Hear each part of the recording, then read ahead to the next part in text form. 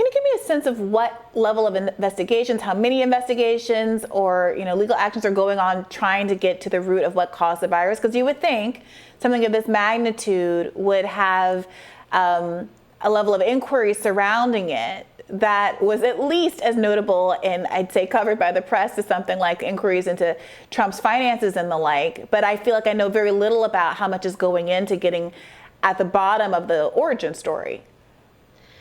Yeah, absolutely. And I think that goes to sort of the more recent letter from congressional Republicans surrounding whether or not Christian Anderson was being a virologist in California was being perfectly honest when he said that he wasn't involved in any efforts to suppress any theory about the COVID origin story.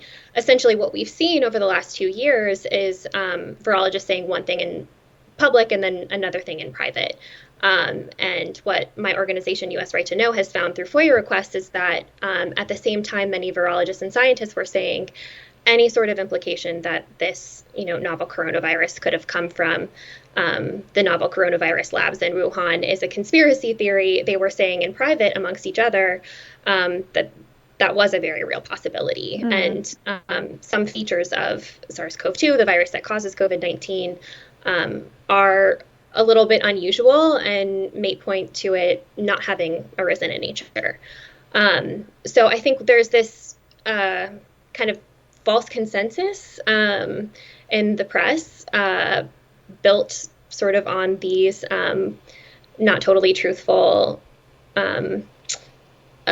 public statements. And, another thing I'll say is that our organization gets a lot of flack just for looking into this. And so any reporter who wants to sort of investigate this very real possibility, this very possible connection between the Wuhan Institute of Virology or the Wuhan CDC lab and SARS-CoV-2 risks being called a conspiracy theorist. So, so I think that's a big element there. But you asked, what we can expect going forward.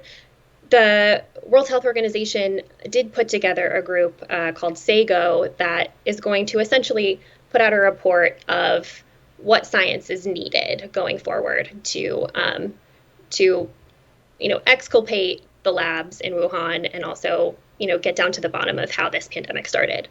In order to do any sort of on the ground reporting, you would need buy-in from China, and that doesn't look like a possibility. So this is sort of the best the WHO can do. And then, in the US, we, have some clues because of the funding that the National Institutes of Health, a publicly funded institution, gave to the Wuhan Institute of Virology through this sort of intermediary nonprofit called EcoHealth Alliance. Those are records that are available to congressional investigators if they so choose.